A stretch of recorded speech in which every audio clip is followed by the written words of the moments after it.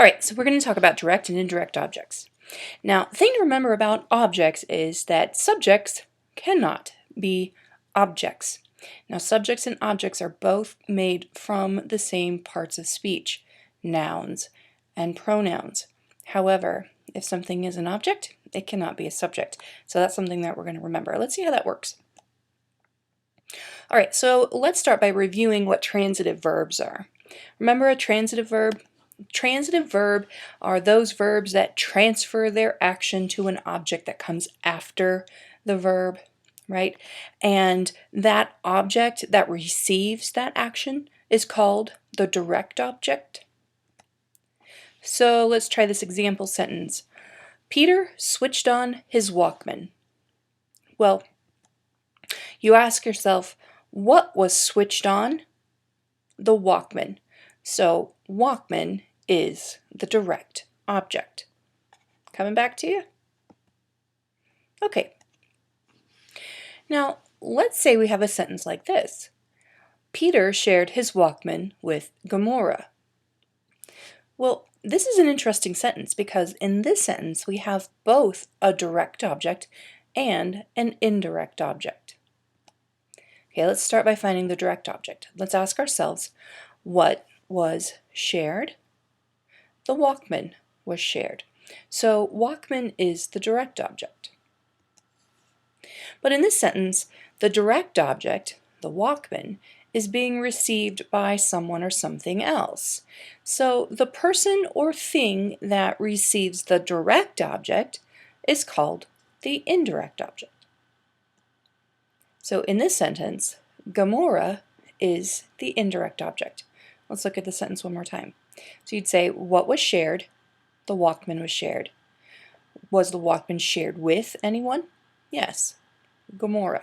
So we have Walkman, direct object, Gamora, indirect object. Okay, well, let's look at this sentence. Groot handed Rocket the gravity pack. What's the direct object of this sentence? Like most people, your natural inclination is to say, oh, handed what? Handed Rocket. But you have to be careful. Ask yourself, what was handed? And if you do that, you notice it's the gravity pack that was handed. The gravity pack was handed. So the direct object is the gravity pack. What is the indirect object? Well, what or who was the gravity pack handed to? Who received the gravity pack? Rocket. So in this sentence, the indirect object came first, and then the direct object. So it really doesn't matter which order it comes in. You just have to ask yourself and be very careful what was handed and then to whom or to who or to what. Now, why are direct and indirect objects so important to know and understand? Well, they're really important to know and understand when you are writing sentences, and especially when you are trying to find the subject of sentences, because in some sentences we might mistake a direct object or an indirect object for the subject. Let's look at an example. Soon after stealing the orb, it happened. Okay, now this is a complete thought. It is a complete sentence. If I asked you to find the subject, what is the subject of the sentence? Many of us might get it wrong. Many of us might think that the subject of this sentence is the orb, but it isn't. It is the subject of the sentence. It happened. So it is the subject, happened is the predicate.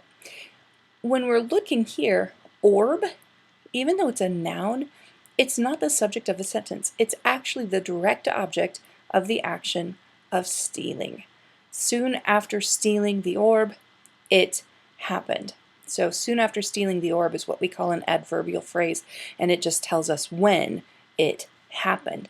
So it's not actually, the orb is not the subject, it is the subject of the sentence. So that's kind of something that's important to understand and know. Okay, so do you got it? Well, let's do a little practice then.